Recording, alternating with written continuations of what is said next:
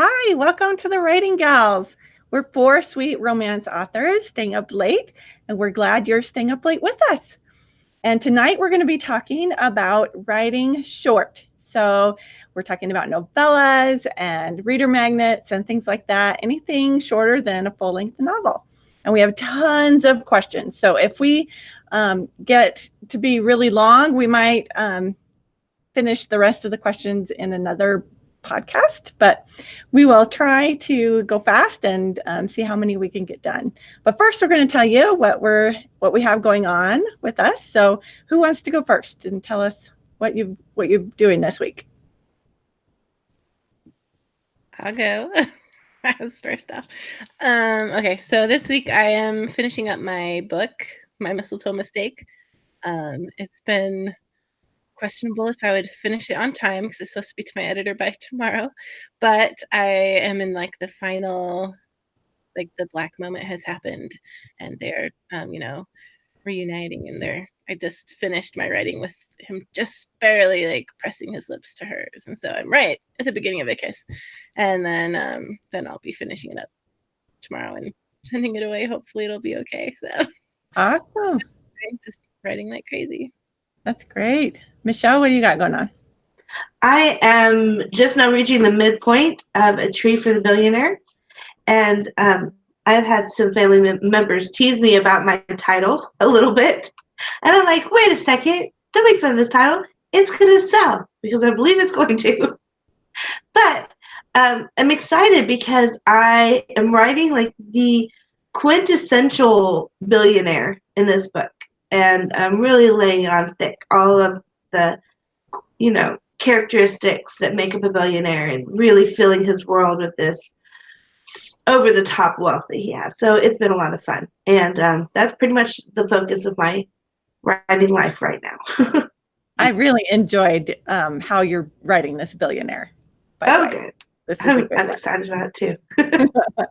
Amy, what you got? I was going to say, Michelle really knows how to spend billionaires' monies.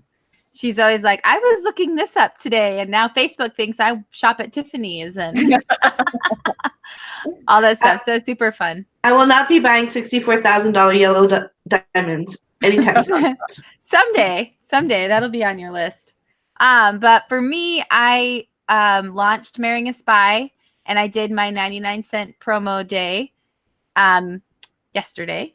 So that did really well for me. I have dropped my price to 99 cents right now, and I think there was just a lot of reasons why. I did the 3-month pre-order, which I don't think I'll ever do again. I think that kind of killed my momentum. And then I think Amazon's been kind of wonky for some authors, or we feel like it's been that way. I was on 20 books to 50K, and Mark Dawson wrote a post saying that he felt something happened to Amazon about mid-September until now.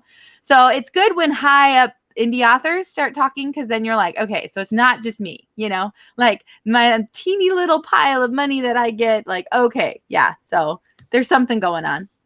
So then I dropped it to 99 cents. That has seemed to reboot it and kind of give it new life again. So I'm happy with that, and getting my page reads in, which is super important. That's my moneymaker. And then I am a third of the way through Second Chance Mistletoe Kisses that I will be releasing at the end of the month. And then I need to start it's nano. So I'm like, okay, I can totally finish, because I'm going to write 50,000 words. So I can totally finish both of these books this month. So then I'm going to write my Christmas break mistake to release in December, along with this collaboration with people. And then trying to plot where I'm going to go from here, because I've kind of wrapped up 2 series, and Christmas will be over, and then it'll be, the world will be my oyster, because I'll figure out something else to do, something else to write. Fantastic. That's awesome. And I've just started another Christmas book. I'm 9,000 words into it. And so I'm really hoping to push and get it done in the month of November, so that I can have it published beginning of December, and kind of cash in on the December boost, because Christmas books always sell super well in December. And that's what I've got going on. All right, let's jump on into these questions. We have a ton of questions, so we'll just start. And Inez wants to know about word counts and pricing. So let's talk what do you price your shorter works? And do you ever do any for $2.99? And what are the word counts that you do? Really briefly, my shortest book is 119 pages, and I have it priced at 99 cents because it's sort of like a bonus book in a young adult series. And I think that works really well for what it is. But when I was looking through the charts of Amazon short reads, they were anywhere from the traditional publishers were charging $10 to $15 for short reads, even in the 15-minute read category. And most of the indies were sticking around $2.99 and 99 cents, just like they do in any other market. Wow, that's amazing. Go ahead, Amy. I was just gonna say, I think for me, I would depend on what the market handles. So I think for my adults, I'll probably do 99 cents, but I think my YA can handle $2.99.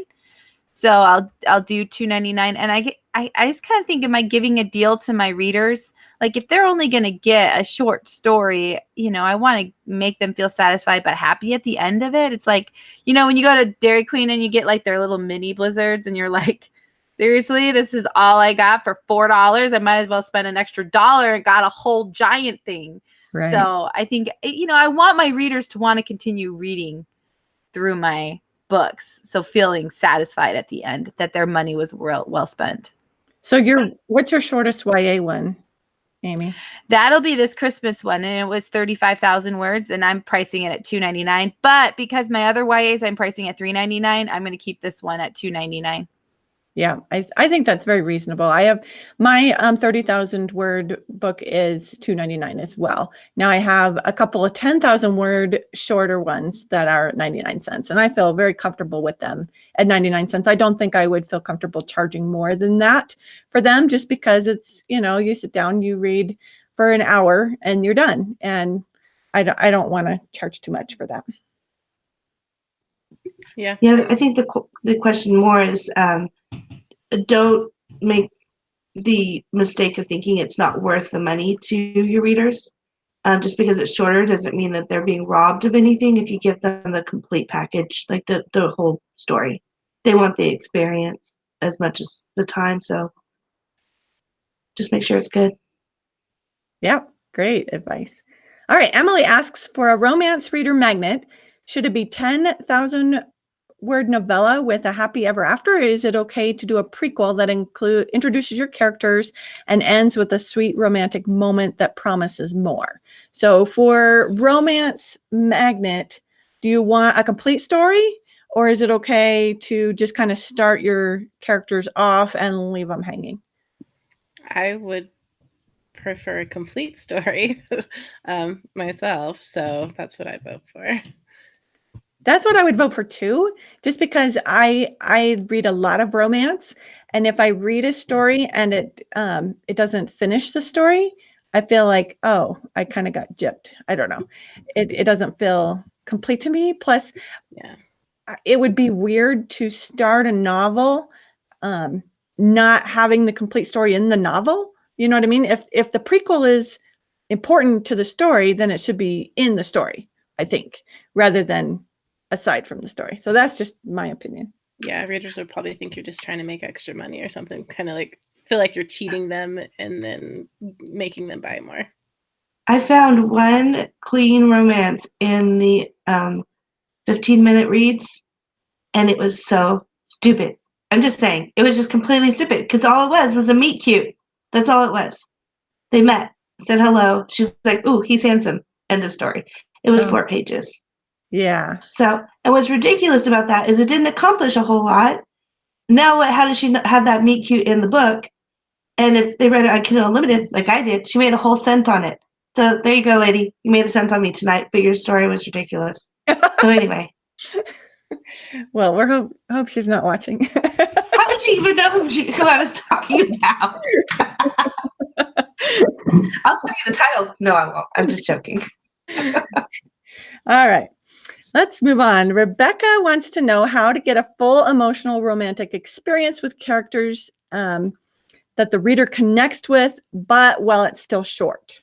So how do you have that full romance experience with a short? I think to start with, you need, if it's going to be really short, it helps if the characters already know each other. That's a really important thing. Like just trying to write my novella, just barely. I tried writing it where they didn't know each other, but it was going to take me 70,000 words to get to where they needed to be. So I just had to restart and have them so they knew each other ahead of time to make it feel like it was. That's exactly what I did too. They already had a relationship. They already had, one of them was already in love with the other one. And so, yeah, it made it way more believable that they would be in love in a shorter period of time. And I think too, then it's, if you don't know each other, then cutting out the extra stuff that you don't necessarily need and doing just the romance. So for me, it'd be like, okay, what are all the romantic moments I want them to have? Write all of those. And then just go back and just barely touch on the other parts of their life that kind of gets them from point A to point B, but not in the flushed out way that I would do previously to my 50,000 word book, you know? And I think readers, when they're reading short, I think they're a little more forgiving when it comes to that. But you will get reviewers who say, I just wish it was a little more fleshed out here. Or I wish it was all this, you know, like they're going to wish that it was more than what they got. But as long as it's satisfying, that's what I care. You know, I'm always okay if you want more. Like who doesn't? But yeah. There's a certain amount of word count that you add to a story for every character and setting and all these different elements. And there's a great podcast, Writing Excuses podcast, that goes into depth and actually gives you a formula. So you can go in and look that up if you're interested. But so for the $15,000, I wish I wrote a $15,000 book. That'd be awesome. Word book that I just wrote, I limited it to, there were 4 characters in the whole book, and one of them's there for one scene. There are 4 different scene, like settings, but 85% of the story happens in between their apartments because they're neighbors.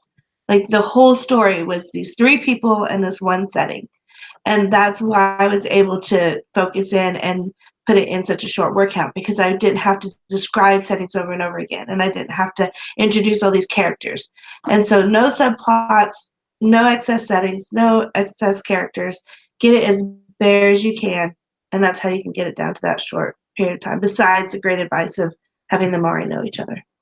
Perfect.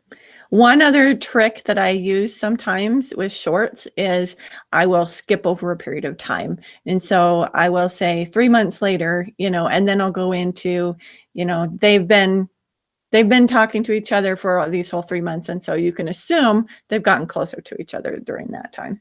So in my reader magnet that I have out right now, it's 10,000 word story. And I did it kind of like my favorite like animated movie growing up was The Swan Princess. And if you've ever watched that movie, they tell their story of knowing each other through like little snippets of the song when they're like, I don't want to go there. And he's like, I don't want to be with her. And at the end, they're like, wait a minute, you turned really hot. So now I want to be around you. So my story was every chapter was like they're meeting as like kids at 8 years and 9 years of age. And then the next chapter was a little bit later when she's like, oh, now he's coming back from my summer and I've spent time with him. And then it was him, and then it was her. And then it was the 5,000 words of their like finding or realizing that they do like the other person. And he shows up and she's like, oh my gosh, he's hot. And, you know, all that sort of stuff. So it was very like what Victorine said, like, I said when they were 8 years or 13 years. And that's how I told time in that story. And I love it because I love The Swan Princess. So it's like my favorite. Awesome. All right. Tina wants to know, she is relaunching a series and she's wondering if it's best to offer pages of the book free or the first book free, or should she write a reader magnet? She does not have a mailing list. So how would you handle a relaunch? I would say depending on when you want to relaunch, there's a possibility. I know Victorine did this and got a lot of newsletter subscribers, and she could talk to the quality of newsletter subscribers she got. But if you're going to say in a month, I'm going to relaunch and I'm going to relaunch one book a month until, you know, I'm done. What you could do is for that first month, while you're getting your other books cleaned up, just put it up on InstaFreebie and give it, if it's exclusive to InstaFreebie, they will promote you way more than if you're like, this is only 10,000, this is only 10% of the book. And then yeah, they have to buy the rest of it. InstaFreebie's not super happy about that. And is it called? I don't think it's called InstaFreebie anymore. What is it called? I'm Did they not change the sure. name? Yeah, it was InstaFreebie, but I don't know if they changed the name or not. Oh, well, then go on there. And then for that whole month, you can be collecting newsletter or emails. And then what I would do is 100% always have a reader magnet, because I get pretty much 2 or 3 subscribers a day. And after a year, that's amazing, just off of the back of my book. And I know those people want to be there, because I'm not a huge fan of all these newsletter subscriber promotional things. I want people who have read one of my books all the way through and loved it and want more and want to learn more. I think they're more engaged readers. So I would say, but if you're just starting out, I mean, all those newsletter subscribers, definitely grab what you can, write a reader magnet, then take it off of InstaFreebie or whatever it's called now and put it up on Amazon. But I don't know, you did that. So how do you feel that those subscribers have done Oh, for I you? think that worked really well for me. Yeah, I had written the book and it was already edited, but I wasn't going to launch it right away. And so I stuck it up on probably InstaFreebie and BookFunnel or something like that. It's called And- Prolific Works now. That's what they're Oh, telling me on the feed. So Great. And I stuck it up there, and I got probably 600 or 700 people to sign up to my newsletter, just because I was offering that for free for a short time. It was maybe a week or 2. I mean, it was very short. And it was the same time I was also giving it away to my advanced readers. And so they were reading it and getting their reviews ready, and I was giving it away for a reader magnet. And it really boosted my subscriber list. So yeah, I would say that's a great idea. All right, Melissa would like to know if we recommend a reader magnet be a prequel, in the sense that maybe you introduce the town or the characters, or is it better to have it be a standalone? If we're voting, I say standalone. If you want the reason why that, reader magnets are designed to pull your readers into your writing abilities, and you want to show that you can deliver a good story with a happy ending, right? And so that's the experience you want to give them. This is what I'm capable of giving you. So if you want more of that, then come over here. I think the only time that short stories work where they're not, a full story. Okay, I don't think they ever work. I don't know, maybe they do. I can't think of one.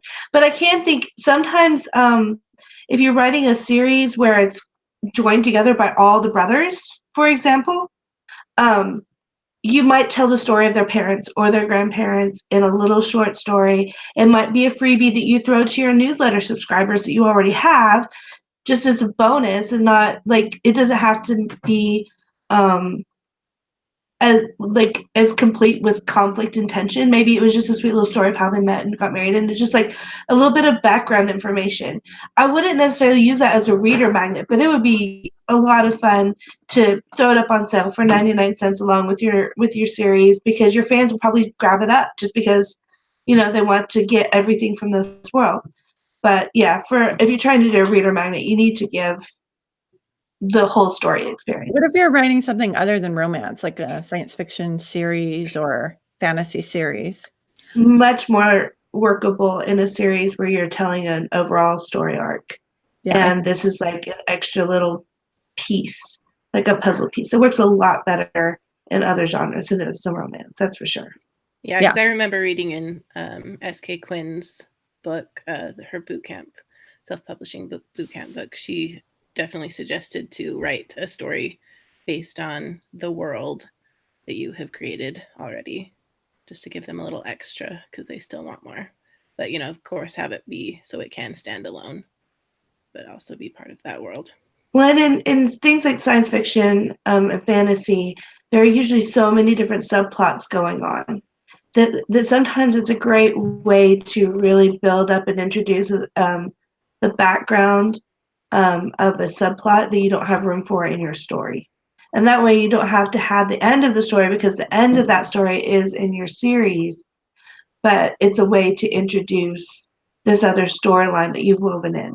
And that just doesn't work in romance, but it certainly does in other places. But I still think it could work in romance because, like, based on like how my series is, because not every single character that I introduce is going to have their own big, huge story, but they could still be a side character that my readers. But would you give them a happy like. ending, though? Yeah, I would give them a Oh, happy yeah, ending. that's what I meant. Yeah, you can do those little side stories, but I would definitely give it the happy ending. Yeah. Unless I can't. Yeah, I would probably just always give it. Wouldn't you? Can you think of a reason why you wouldn't put a happy ending on a did romance? the question say The maybe question not was having a about, happy like ending? a prequel. So if you're writing a prequel about the same characters as your main book, in romance, it just doesn't work too good, you know, Okay. because in the romance, readers want that romance arc and they want their love and their happy ever after. And it just is hard with romance to do a prequel like that. Well, it's like I was talking about with this one I read tonight. It was the meet cute was her prequel. I mean, that's an important element for your novel. Yeah. You know, you need that in there. And so maybe she just extracted it and put it in its own little book, which is entirely possible too. But I don't see what the benefit of having this book is there. If she did, that is against Amazon TOS. Just to put that up. But I don't know what she did. It just doesn't make sense what she did. And Yeah. I don't think that it would work in romance. Well, in her question, she does the example, a series that's about a large family and a novella about the love story of the grandparents or parents. So that would be totally fine. And I'm thinking about the class that we took with Heather, the lady at Midwest Conference, the keynote speaker. And Moore. she was saying, Heather Moore. And she was saying that they did a matchmaker series where a matchmaker traveled through time. And they did a novella of just the matchmaker. And then that shows up in all the books, and they gave that away. I think you know, if you're gonna write one that's a reader magnet, make sure it's satisfying, but don't let that stop you from not having something to give your newsletter. Like when I started out, started my urban fantasy book I released, I had no reader magnet, but I wrote a deleted scene that I gave to my readers as a kind of a, here, join my newsletter and you get this deleted scene. So don't think, well, oh my gosh, then I don't have anything. I can't give my newsletter anything.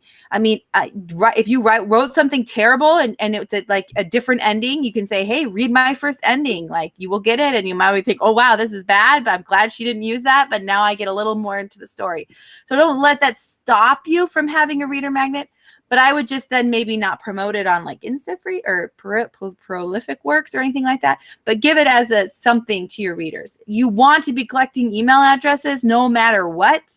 So if it's all you have is a 2,000 word deleted scene, then use that. But if you're going to sit down and say, I'm going to write a reader magnet that's going to be satisfying and make my readers happy, there's got to be a happily ever after at the end.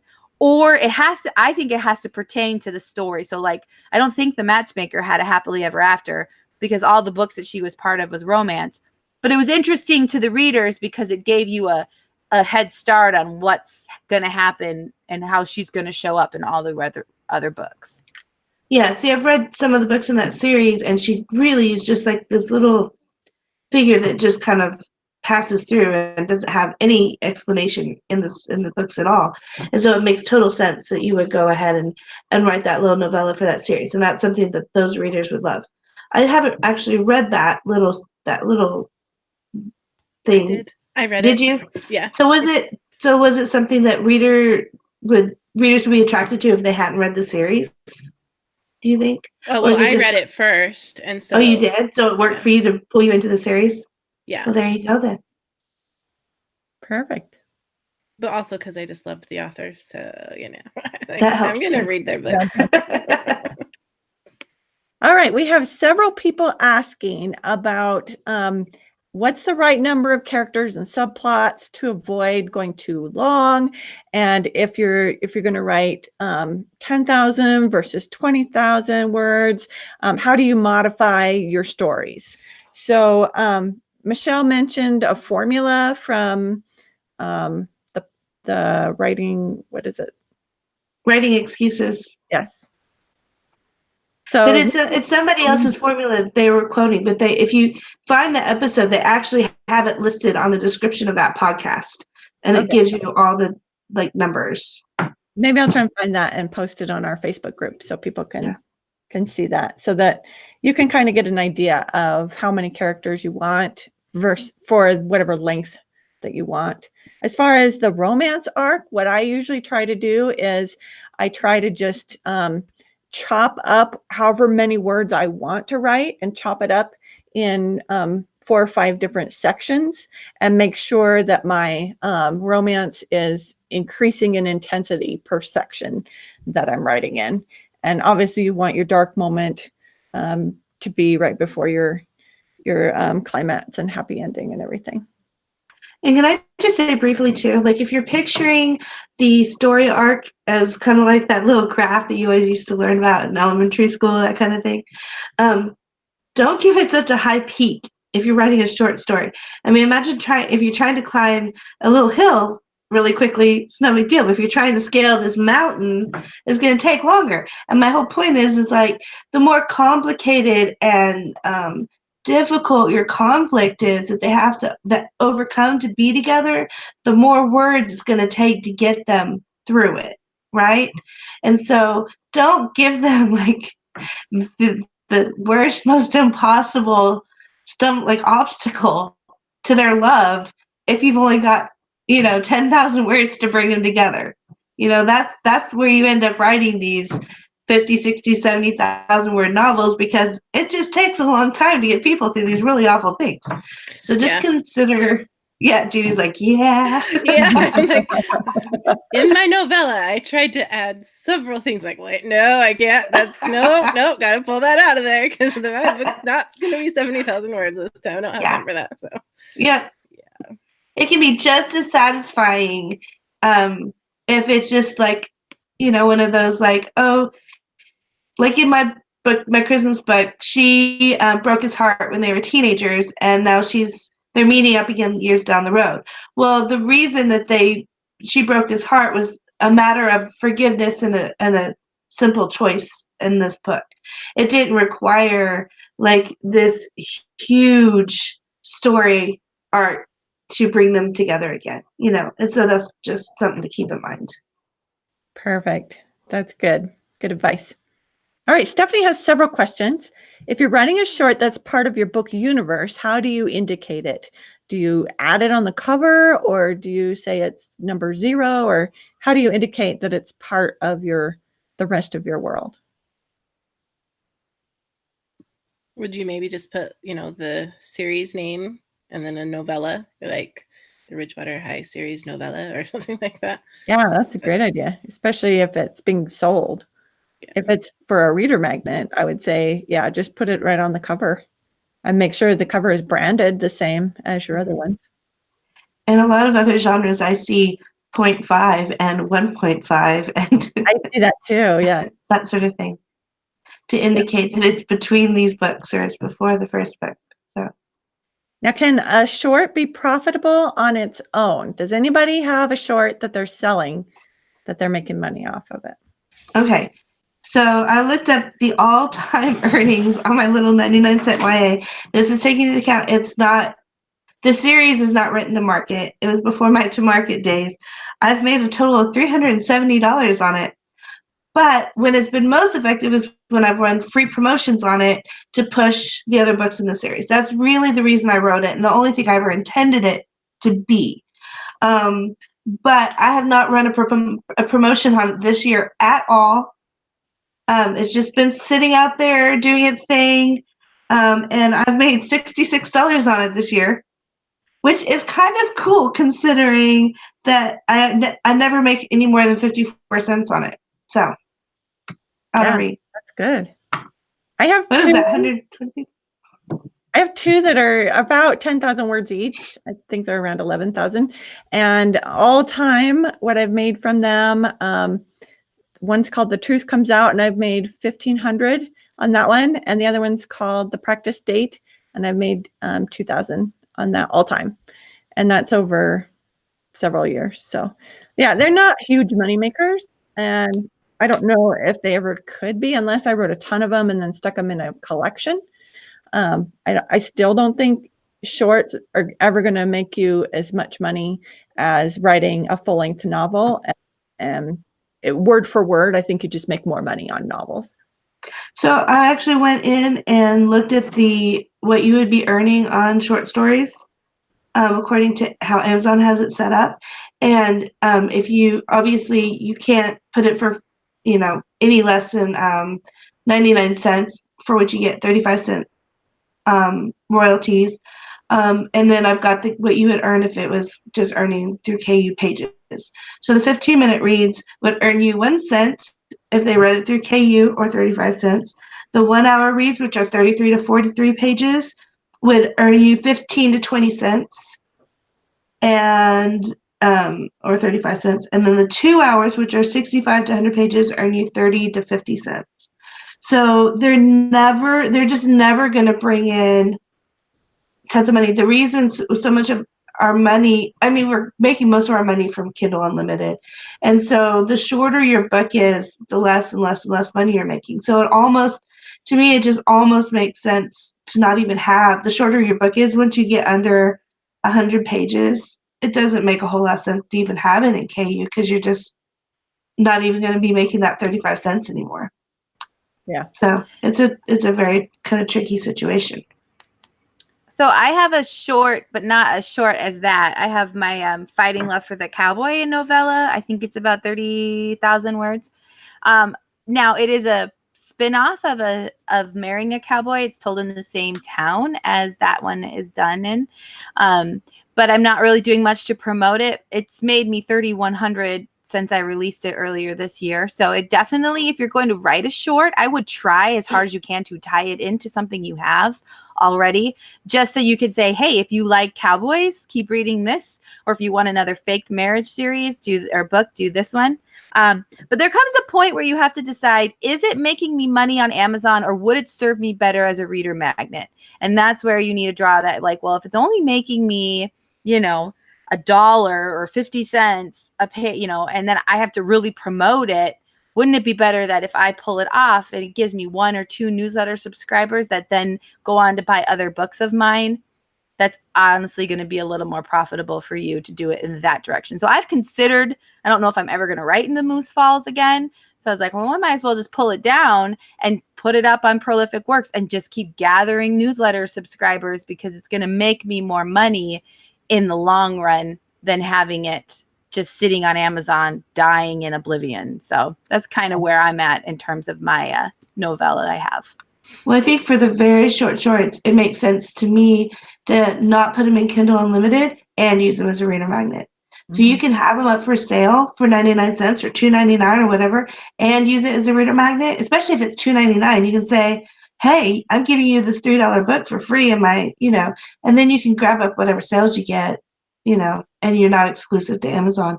And I was going to say also that for the 2 hour or more category on Amazon, the top book is at number 31 in the store.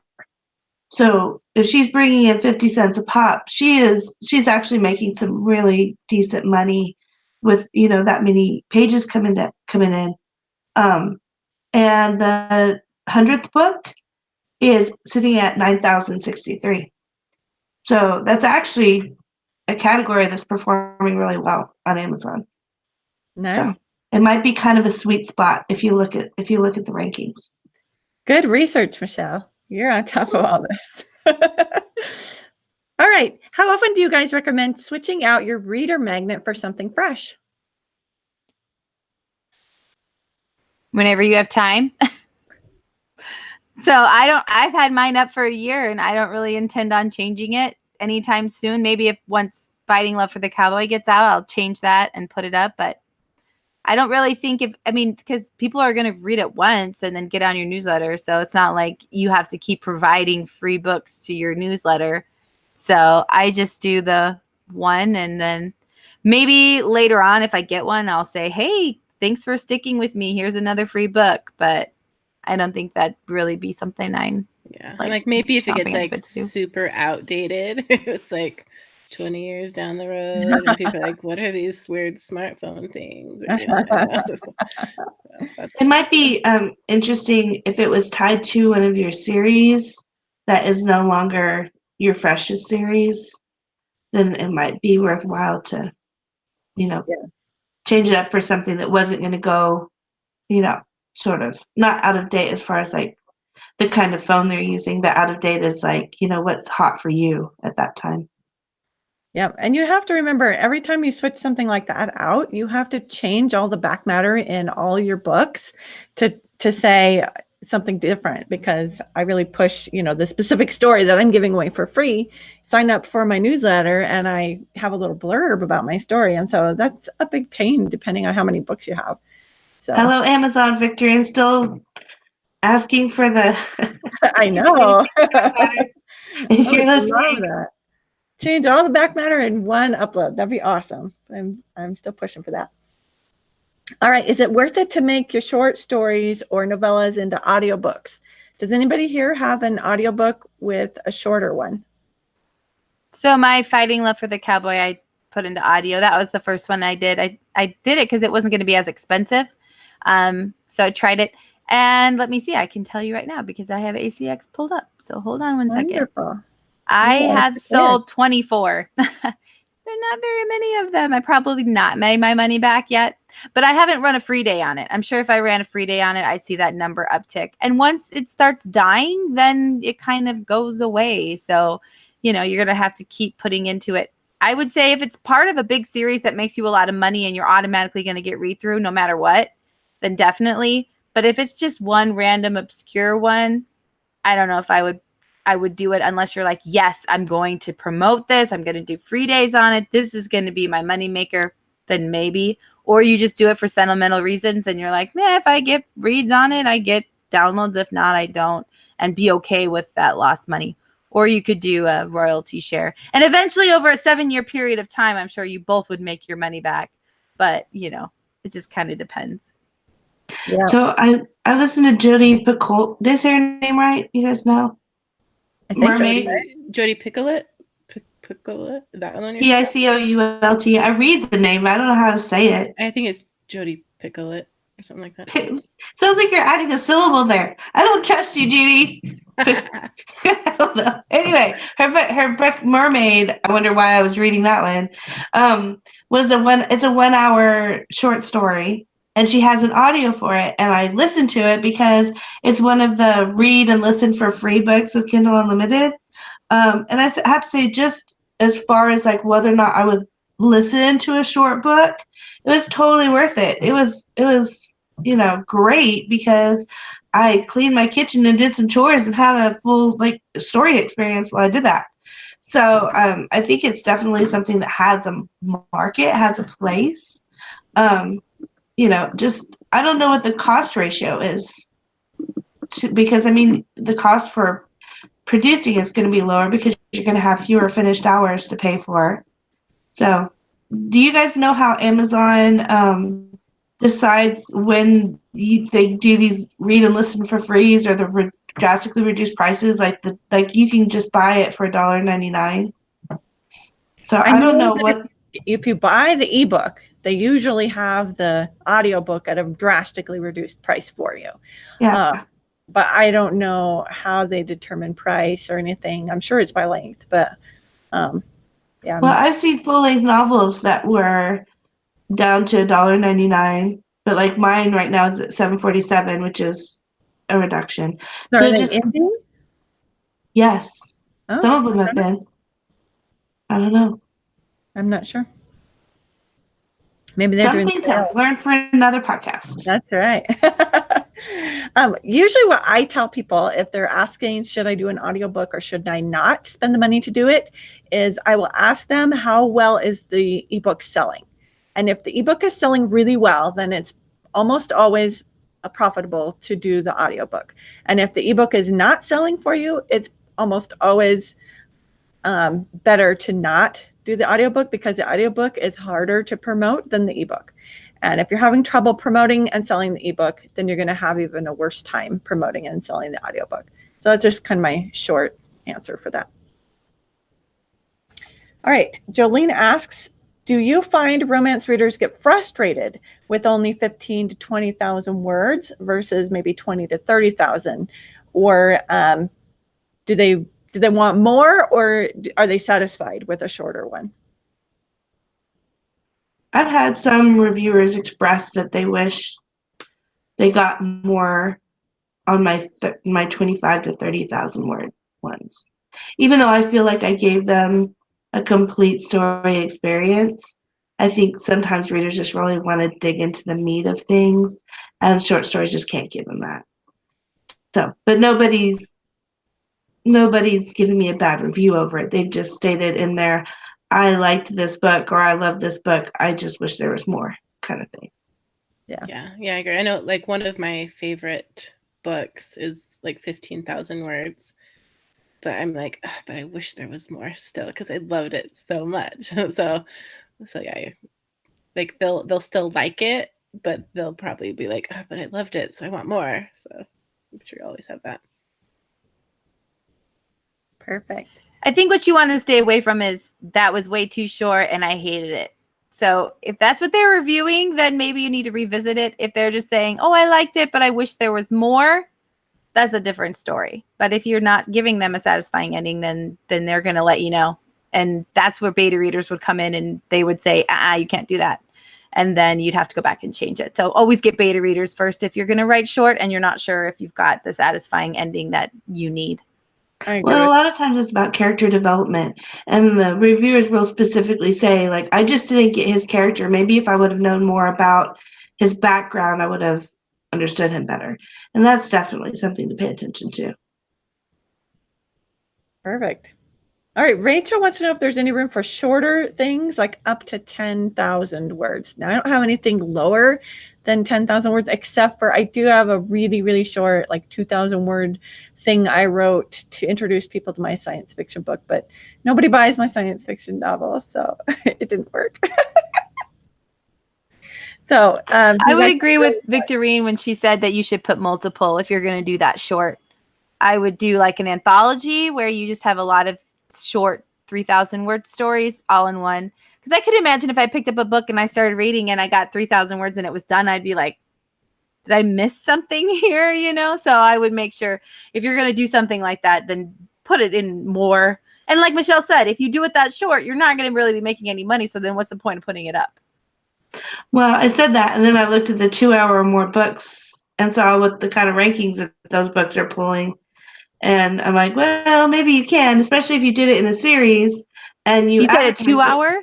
Yeah, so it's like up to 100 pages, which is probably like 3,000 to 4,000 words.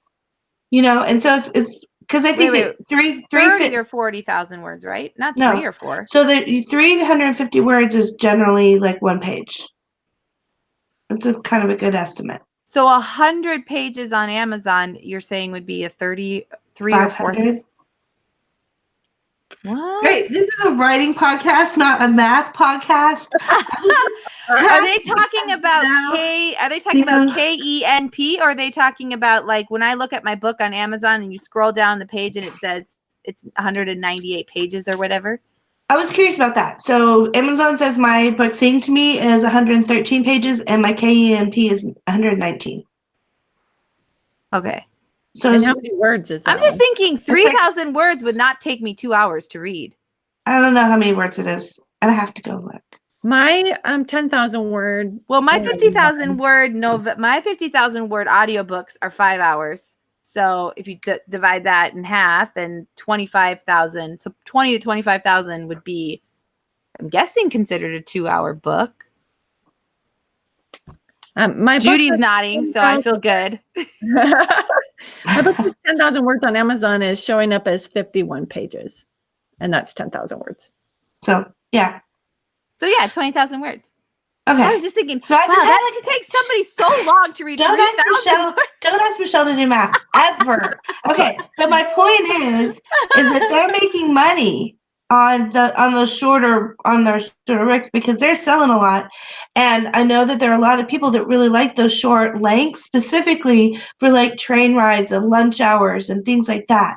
And so if you felt really strongly that you wanted to write short, you could build up a series and get people to just buy one after the other, after the other, after the other. So just like Victorine says, putting them together in one book would make more sense. Putting them in a series is kind of the same thing, especially if you rapid release them and had them all available very quickly, then you would get, I don't think you get as much burnout with a short story rapid release as you would with a long one. And then you would get those people who'd be like, hey, I read this on my train ride yesterday. I'm going to buy the next one for tomorrow. And they would just go through the whole thing really quickly. So I think it's a potentially good market. It just depends on if it's something you enjoy.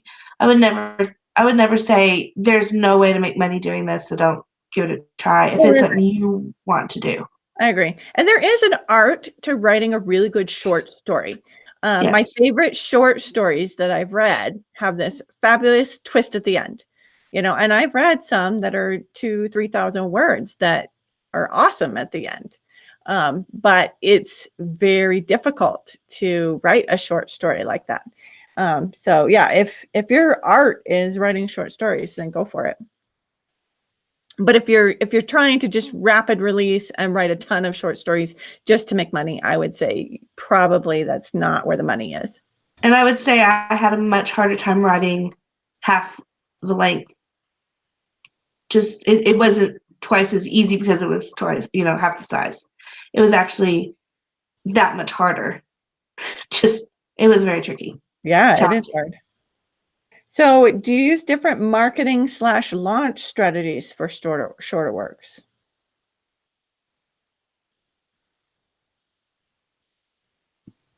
I've never. I done launched that. mine the same. Yeah, I did the same as well. So I think that's a short. I would say make sure you pick your categories, and if your categories will fit into one of those shorter ones, do that. Because I can imagine if I was a person who rode the bus, because not that there's anything wrong with riding the bus, I just don't have anywhere to go. That I would be like, okay, I have an hour on the bus. I want to read a story start to finish. I would find that Amazon, short story place and pick through there. So if you're going to write short, just make sure that you're in the right categories, because then you can get. But on the flip side, if your book is really like a 35,000 word novella and you put your book in short story, you might actually turn readers off because of that. So make sure if it's short that it's in the right categories. And if it's kind of that mid-length for a romance, probably don't put it in short story because you don't want to turn off a reader who wants a longer story. Yeah. And I think that's not short. Yeah. I think sometimes if you're concerned that the readers will be upset about the length of it, to give them a heads up in the book description or under the book description that this is a novella. Mm-hmm. This is the number of pages. Because even though it's listed on the product details, very few people actually look there. Yep, I agree. All right. So is there the best place? Where are the best places for ads for shorter works? Because some places do not advertise longer works. I know BookBub, it has to be a certain length in order to get on BookBub. So where do you guys advertise shorter stuff? So actually, if you go on BookBub's featured new release that they have, which I actually got a BookBub for, so I'm kind of excited about that. They actually don't have a page requirement for because you basically have to put your book on pre-order and then you request for it. And then anytime during like the first couple of weeks of your launch that you can get a featured new release. They also don't have a set price. They do ask you the page reads or the page numbers, and they says it can be the cause for rejection if it's too short. So, but that would be possible. But again, it's BookBub, so you might not. But that's one of the new things about their featured new release. If you do think about doing that, make sure you read all of the rules, because you have to submit within a certain period of time. And if you don't, then you won't qualify for it. So there's definitely one to look at. Good. Do you guys know any other places to go for shorter ones? I do. I'm trying to find it so I can give it. Is it Bargain Booksy? That's one of them. And there's one more that I can't remember. Although the Bargain Booksy I've heard does not do good for Regency. So it's probably more genre specific on some of these. If any of you viewers who are with us can remember any sites, just post it on here and we'll mention it later. Yeah, they're hard to find because a lot of them want full-length books. I think because people get burned sometimes thinking they're getting full-length book at a really great sale price when it's just a short story or something. And so I think a lot of these places restrict you to longer novels because of that. All right, our last question here is Courtney wants to know, she is brand new to the newsletter following, and she wants to know if she's launching a novella as a magnet, and then she has book 1 of her series ready to go. Should she put them up at the same time, or should she put up her reader magnet first and gain some newsletter subscribers first before launching the first book? I would probably just put the book up right away so you can start making money. If it's And ready, then- go for it. Yeah, if it's ready to go, might as well get it going and then do the other thing at the same time. I think I agree with you. Yeah, because then you can advertise your novella in your novel and get the subscribers that way also. Yep, I totally agree with you. All right, any other thoughts on that before we go to the live questions? Are there any live questions tonight, Amy? Yes, there was. How do you pace a short and still keep up tension? Did we discuss that? Okay, so one of my favorite things is Jamie Gold's Romance Beat Sheet, which I had mentioned on here before. And the really great thing about it is that it's a spreadsheet, and you can go in and put the word count that you're aiming for, and it will configure all the page numbers for you at which page number and word count you need to hit all the different beats. So it's really, really helpful because then I don't have to think about it nearly as much. I can be like, oh, look, I'm at 8,000 words, so I need to be at this point now. And that's the same for if I'm writing 15 or 30 or 45,000 words. I get the customized beat sheet just for that length. So I highly recommend it because, yes, it should be the same. All the beats, all the points of the story need to fall at the same, places within reason. I mean, you can maneuver a little bit, but you really need to be hitting the same points no matter what length you're at. So your almost kiss needs to be at the same place in the story. Where do you guys put yours? I usually put my almost kiss like just before midpoint or around midpoint. So you hit those same things no matter what word count you're writing at, around the same place. Blah, blah, blah, blah, blah. Perfect. Yes. Okay, cool. So Stephen McGuire asks, or Steve, if this is your first publishing experience, is writing a short a positive or negative? I would say that sometimes it's helpful just because it's easier to keep your mind wrapped around a story that's shorter than it is longer. And then just doing the whole process of like editing and putting it up and stuff like that. So if you can get a good short, I would suggest it just because it was, for me, I did a shorter story because I was like, how do I edit a 50,000 word book? I can't even remember what chapter 1 happened by the time I got to chapter 5. So definitely, but then you also have to remember that you're not going to be able to sell it for as much. You're not going to make as much money. So it might be defeating in that purpose as well. But also I think about like, did I waste all that time? Like, writing this book that's not going to do anything where I could have written a shorter book, figured out all the kinks, worked all that stuff out and not have done it. So I guess it just kind of depends on what you're looking for. But I do suggest a shorter story just to help you through the whole process. But then again, Michelle's like writing short is really hard. So maybe that's not something you can do. I guess it depends on how short. Well, and it is really hard, but it's like the best education. Yeah. I mean, I've seen things where it says write a short story every day for a year if you want to be a good writer.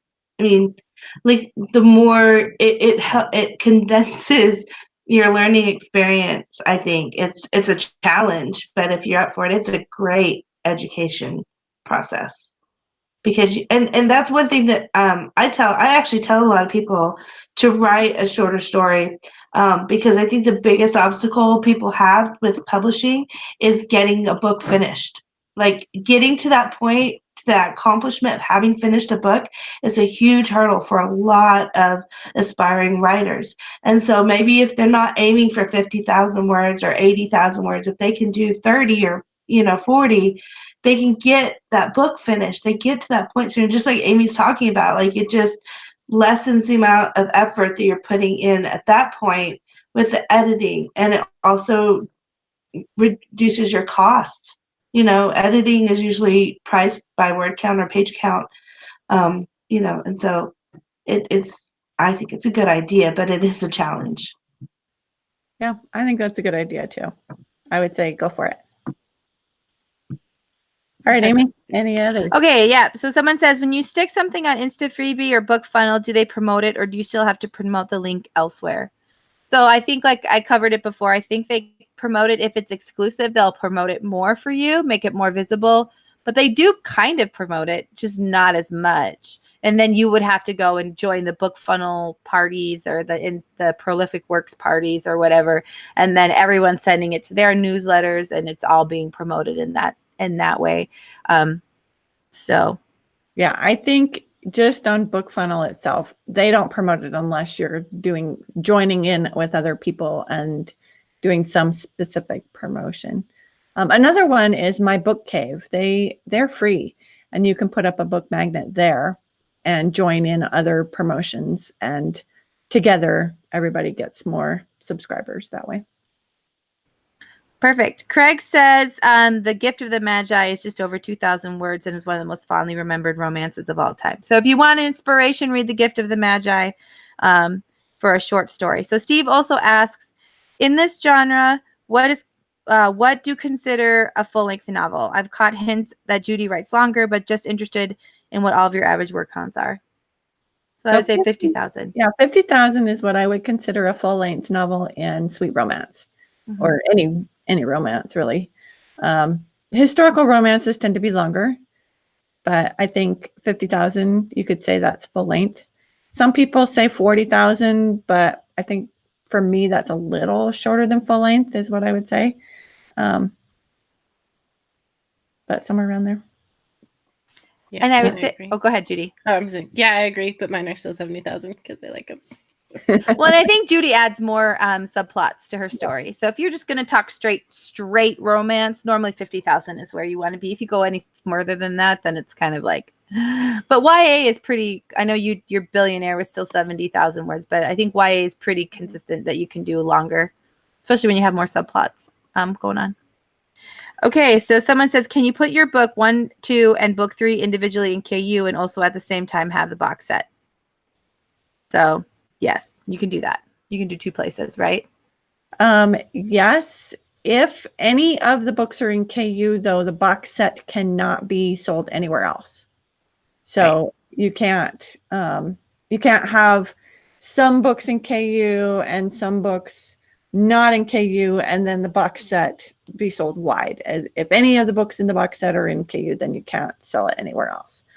But you can sell it on Amazon. And if all the books in there are in KU, you can put the whole box set in KU. Yep. Oh, it says if the books 1, 2, and 3 are novellas. Doesn't matter. Either way. Yeah. The words of the book need to be in Amazon and only Amazon if you're in KU. So that's basically, but you can put 10% up to draw people to the book. That's fine. So, and Steve says, I'm at 40,000 right now, so definitely keep going, but that's where I'm at. So you're good. Got another 10,000 words and you should be right where you need to be. And then tell us your pen name, because all these people are coming on the sweet romance section and we don't know who you are. So if you have a pen name, tell us who you are. It's a requirement. We should make that a requirement to join our writing gals. You'll just tell us, the 4 of us. You just needed to. Nobody else has to know. Just us. We'll just put it in our questions. When you join. What's your real name?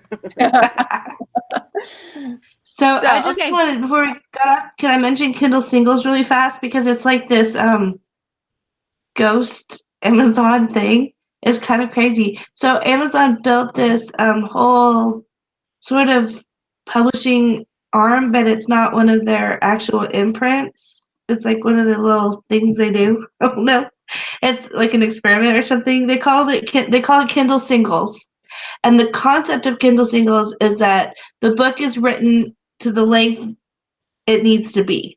So you're not forcing an ending to happen at any particular point, which I actually really love the concept of that. So you just write, and when the story's done, that's what it is. Because for so long in publishing, what's interesting is short stories could not thrive because publishers didn't want them. There was no place to sell them except really short stories in magazines or things like that. They're just traditional publishers were not printing books with short stories in them unless they were collections because it wasn't profitable.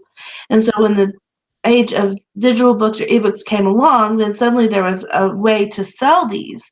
And Kindle and the Kindle Singles is driven by the idea that the page count doesn't matter, the story matters. And so, but it's really exclusive. Apparently, it can make you bucket loads of money, and even Stephen King has to apply to have his books in there. And right now, and I looked it up, and I don't have the page right now, but I looked it up, and you cannot submit unrequested manuscripts to Kindle Singles. They do scout the short story. Like they look for books that they want to invite in that are doing well. But they said if you have one that's already up for sale, that you can send the link to their email address if you want them to look at it. So if you are interested in Kindle Singles taking on your shorter story, that might be something that would be fun to look up that email address. Maybe we can look it up for you. I don't know if I'll be that cool. And then send them the link to your book and have them look it over. Because as with all things, if Amazon is selling your book for themselves, they're going to promote it a lot better than if you're selling it. So anyway, I just want to bring that up because I think Kindle Singles is really cool. That's really cool. Thanks, Michelle, for the information. Awesome. You're our research gal tonight. All right. Well, thank you all for joining us. We're going to say goodbye. But next week, we are going to be talking about young adult writing for the young adult market. And so we're really excited to share all our wonderful information about young adult stuff. Well, and it's very exciting because all 4 of us are in a collaboration series next year. And that's all I'm going to say about it because I don't know if I can tell much more about it. But we will all be writing YA books next year. So In the same series. Series, yeah. It's all going to in be so the same exciting. high school, and we're really excited about it. So we love YA. Super awesome. All right. Well, thank you for staying up late with us.